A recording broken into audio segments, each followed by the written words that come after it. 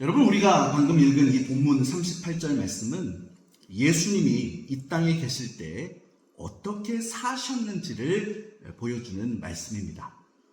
특히 이 말씀은 예수님이 선한 일을 하셨다라고 표현하지요. 여러분, 그런데 아십니까? 우리가 이전 세대에 있던 한글 개역 성경에는 예수님이 착한 일을 하셨다라고 번역되어 있었어요. 여러분, 방송실 한번 보여주시겠습니까? 예, 그렇죠. 이거는 개역 한글판입니다. 그래서 성령과 능력을 기름 붓듯 하셨음에 저가 두루 다니시며 착한 일을 행하시고 그렇게 기록되어 있었어요.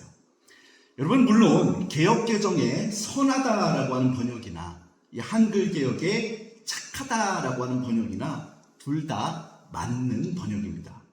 여러분, 그런데 저는 이 착한 일을 하셨다라고 하는 저 옛 성경 번역이 조금 더 마음에 와 닿아요.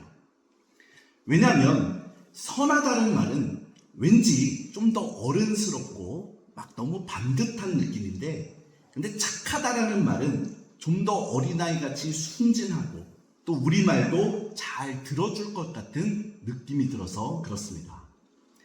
여러분, 사실 이 부분에서 쓰인 헬라어 유에르게텐이라고 하는 단어의 본뜻은 다른 사람들에게 좋은 일을 해준다라는 뜻이에요.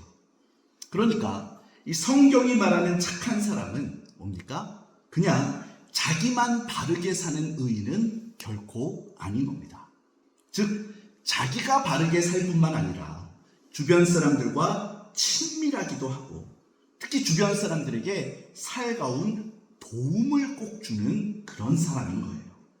그래서 저는 이 원어적인 의미도 그러하다 보니 아무래도 예수님께서 착한 일을 하셨다라는 번역이 선하다라고 하는 번역보다는 더 좋은 것 같다 느껴지는 것입니다. 여러분, 사실 이 38절 말씀은 이 성경에 등장하는 또 다른 여러 전도 장면들과 비교해도 그 의미가 꽤나 독보적인 구절인 것이 사실입니다. 왜냐하면 예수님을 믿으라고 전도하는 장면에서 아주 특이하게도 예수님의 평소 삶의 단면을 언급하고 있기 때문이에요. 여러분, 이게 왜 이렇게 특이하다고까지 말씀을 드리냐면, 보통 복음서 자체를 제외하고는 성경 속에 전도하는 장면에서 예수님의 평소 삶은 별로 언급되는 경우가 없기 때문입니다. 여러분, 실제로 바울 서신들에 보면 어떻습니까? 정말 우리 예수님을 잘 믿으라고 수많은 권면들을 하고 있지만 정작 예수님의 평소 삶의 모습을 이야기하는 것, 여러분 혹시 본 기억 있으십니까? 여러분, 아마 아무리 떠올려 보셔도 복음서 제외하고 사도 바울 서신이라든지 또 말씀을 전도하는 장면에서 예수님의 평소 삶에 대해서 언급하는 것은 보신 기억이 없을 거예요. 정말로 거의 이야기하지 않거든요. 대신에 뭡니까? 결정적인 십자가 대속의 공로만을 주로 이야기하죠. 여러분, 그리고 또한 우리의 가장 중요한 신앙 고백인 사도신경에도 보면 어떻습니까? 의외로 예수님의 평소 삶에 대한 표현은 전혀 나오지를 않아요. 여러분, 정말 사도신경에 보면 그는 성령으로 잉태되어 동정녀 마리아에게서 나시고 그 다음에 예수님의 평소 삶이라고 할 만한 내용은 다 그냥 건너뛰고 스킵이 되어 있습니다. 그리고 나서 어떻게 되어 있습니까? 바로 본디오 빌라도에게 고난을 받아 십자가에 못 박혀 죽으시고로 이어지죠. 여러분, 그러니 어떻습니까? 오늘 본문은 아주 특별한 것이에요. 오늘 본문에서는 베드로가 고넬료에게 전도하는 장면 속에서 너무나 유니크하게도 비록 짧은 표현이지만 예수님의 평소 삶의 모습을 말해주고 있다는 겁니다. 그리고 특히 그 예수님의 삶을 두루 다니시며 착한 일을 하신 삶으로 묘사하고 있는 것이죠. 여러분, 물론 예수님의 삶과 그 행적에서 착한 일보다 더 중요한 것은 당연히 십자가와 부활 사건일 겁니다. 그래서 이 사도행전 10장 베드로 설교에서도 실제로 예수님의 십자가와 부활은 그래서 당연히 비중 있게 증거되고 있어요. 그러나 그럼에도 불구하고 오늘 본문은 분명 그것뿐만이 아니라 바로 예수님의 삶의 착한 모습, 즉 성경의 다른 전도 장면에서는 잘 언급되지 않던 이 착하신 모습도 분명히 우리 예수님의 중요한 특징이라고 말해주고 있다는 겁니다. 그렇습니다. 우리도 그래서 예수님을 생각할 때 이 부분, 즉 예수님의 일생은 우리에게 착한 일을 해주는 삶이셨다는 사실을 결코 잊지 말아야 할 필요가 있습니다. 여러분, 실제로 예수님이 이 착한 일들을 얼마나 열심히 해주셨습니까? 성경에 보면 식사도 제대로 못하고 해주셨노라고 기록하죠. 마가복음 3장 20절입니다. 집에 들어가시니 무리가 다시 모임으로 식사할 겨를도 없는지라.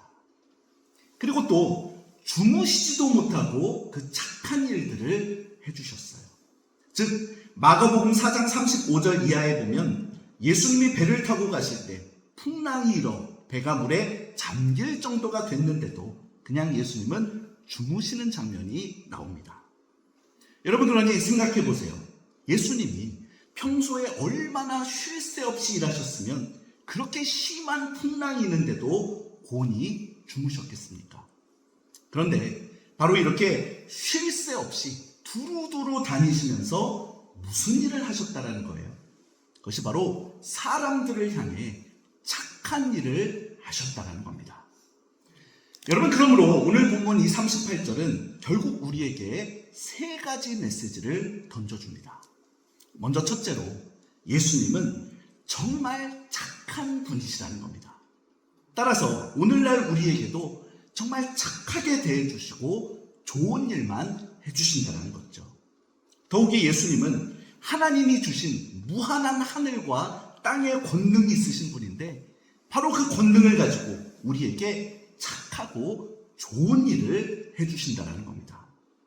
그리고 여러분, 또 착한 사람이 보통 어떤 사람입니까? 여러분, 착한 사람은 바로 화를 잘 내지 않는 사람 아니겠습니까? 그러므로 우리 예수님도 착하신 분이기 때문에 우리에게 화를 잘 내지 않으신다는 거예요.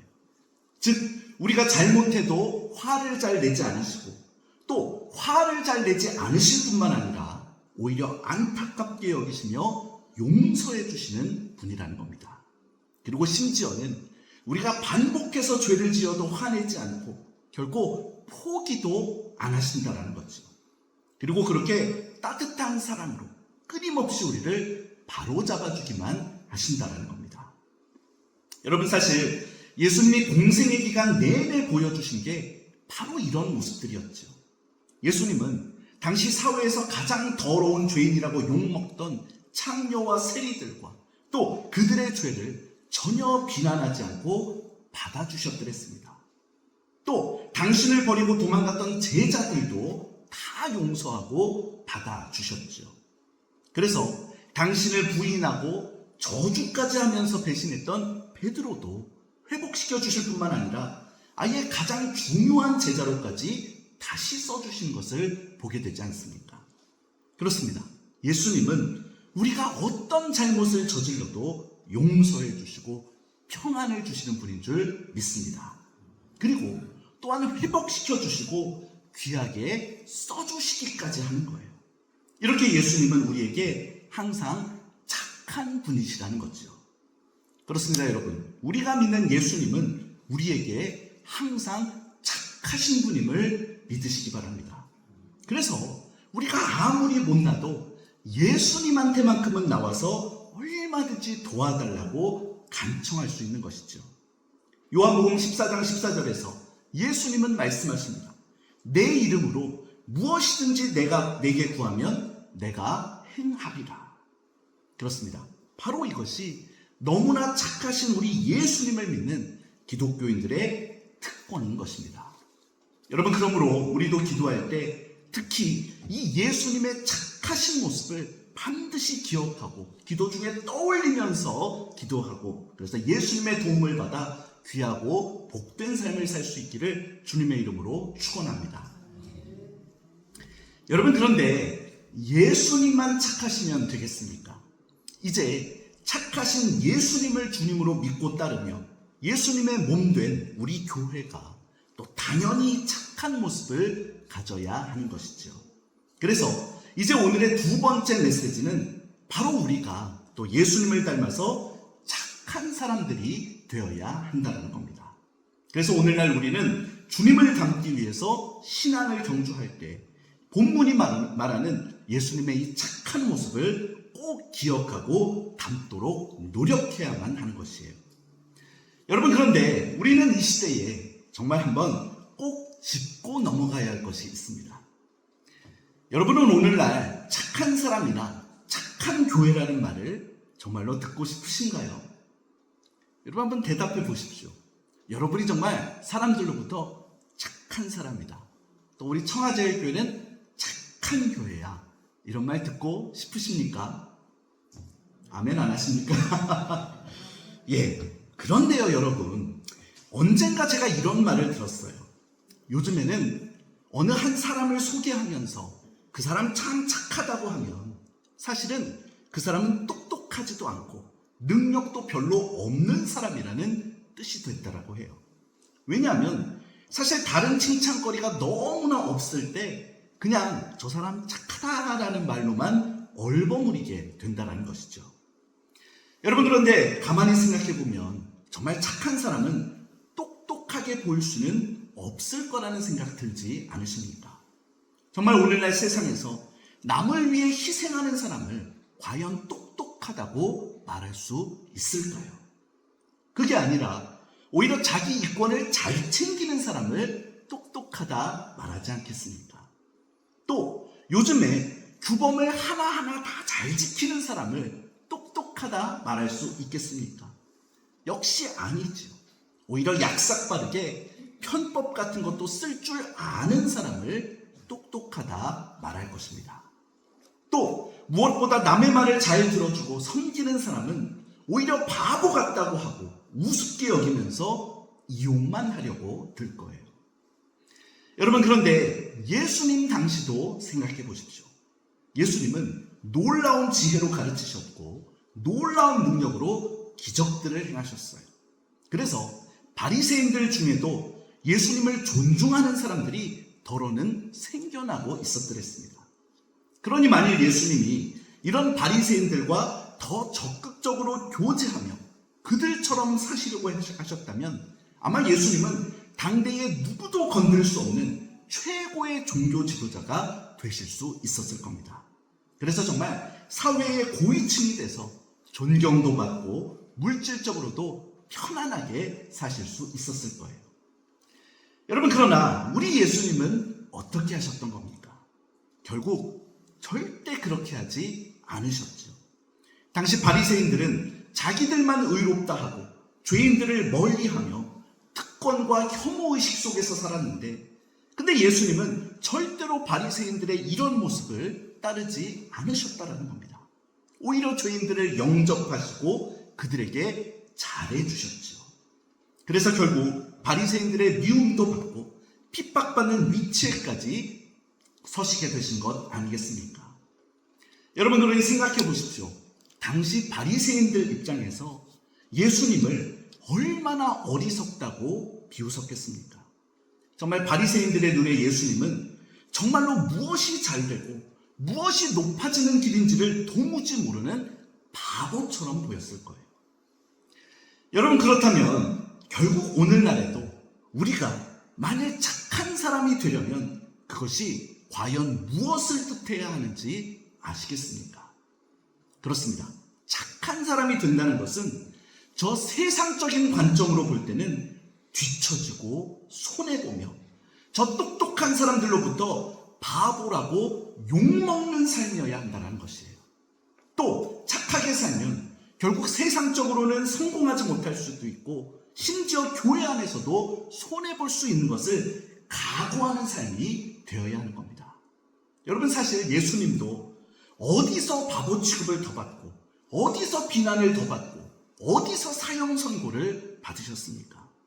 결국 당시의 교회라고 볼 수 있는 바로 유대교의 신앙의 틀 안에서 그렇게 되셨던 것 아닙니까? 여러분, 그러나 한 번 또 생각해 보세요. 그때 과연 우리 하나님도 예수님을 바보라고 하셨겠습니까? 하나님도 예수님을 무시하셨습니까? 절대 아니죠. 우리 하나님은 그 착하기만 한 바보 예수님을 최고의 자리로 올려주시고 가장 위대한 분으로 높여주셨어요. 그렇습니다. 우리 예수님은 사람들 눈에는 바보같이 착하셨기 때문에 그래서 오히려 하나님의 뜻대로 세상을 구원하실 수가 있었던 겁니다. 여러분, 우리가 착하게 살아야 된다고 말은 하잖아요. 그런데 정작 착하게 살지 못하게 되는 데는 사실 우리 안에 두려움이라고 하는 이유가 아주 큽니다. 즉, 저나 여러분이나 솔직히 말해서 착한 것이 무엇인지를 몰라서 못하는 것은 결코 아닙니다. 정말 실제로 우리가 착하게 못 사는 이유가 아주 솔직하게 말하면 무엇이던가요?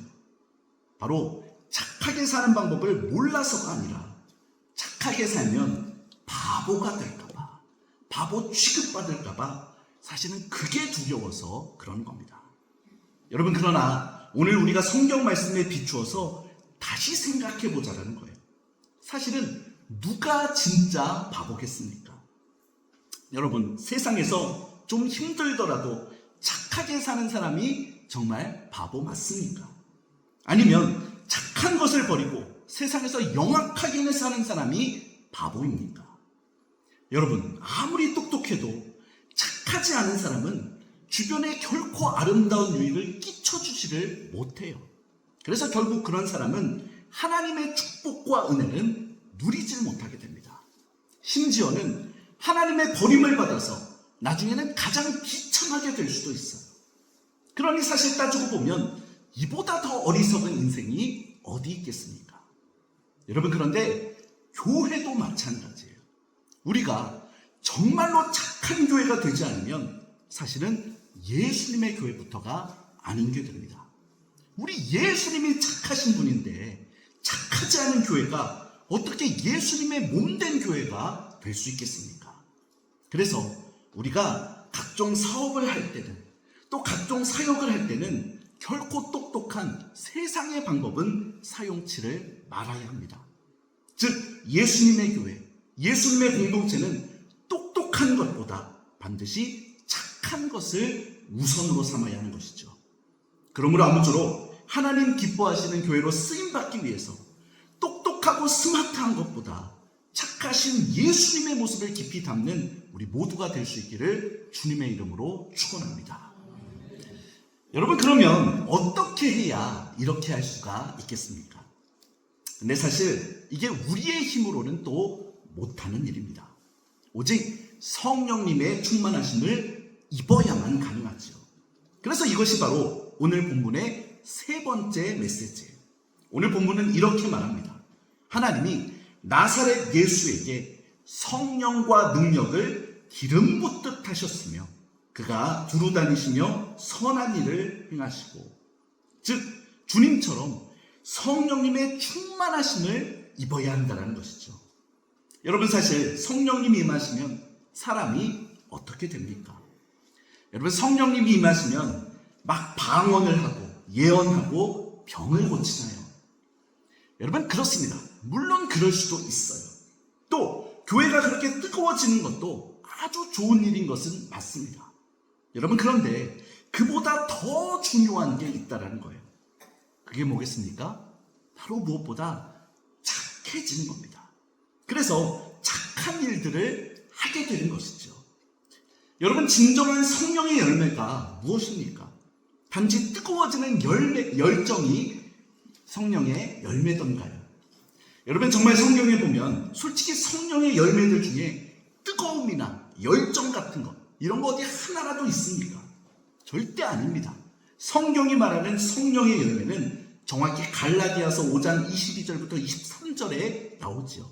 여러분, 너무나 중요한 말씀이니까 우리 함께 읽어보겠습니다. 화면에 나와요. 시작. 오직 성령의 열매는 사랑과 희락과 화평과 오래 참음과 자비와 양선과 충성과 온유와 절제니 이 같은 것을 금지할 법이 없느니라. 아멘.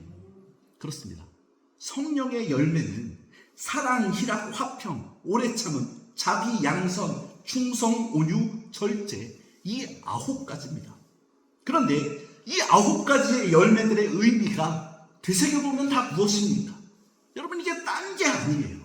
바로 이걸 보면 착한 사람 되는 것을 말하고 있다는 것이죠. 여러분, 그래서 성령님이 충만한 성도는 세상적인 잔꾀에 절대 부리지 않습니다. 또 성령님이 충만한 교회는 세속적인 편법 따위는 절대 쓰지 않는 것이에요. 오직 예수님을 닮아서 아무리 세상으로부터 우습게 여김 당할지라도, 바보 취급 당할지라도 오직 착하게 사는 것입니다. 여러분, 이제 말씀을 정리합니다. 오늘 우리가 창포 종합사회복지센터 귀한 분들을 모시고 이 복지사역을 위한 기부금, 또 기부 물품 전달식을 좀 전에 가졌는데요. 아무쪼록 여러분 모두가, 또 우리 교회가 정말 성령님의 충만하심을 입어서 예수님처럼 착하고 능력 있는 성도와 교회로 더 자리매김해 나갈 수 있기를 바랍니다. 그래서 앞으로도 우리 복지센터와도 협업해서 이 청하지역에서 이웃과 사회에 좋은 일 더 많이 해드리고, 또 우리 교회 자체도 항상 예수님 닮은 착한 모습들을 풍성히 만들어가는 가운데 정말 예수 그리스도의 선한 복음의 영향력을 아름답고 착하게 나타낼 수 있는 우리 복된 청하제일교회 될 수 있기를 주님의 이름으로 축원합니다. 기도하겠습니다.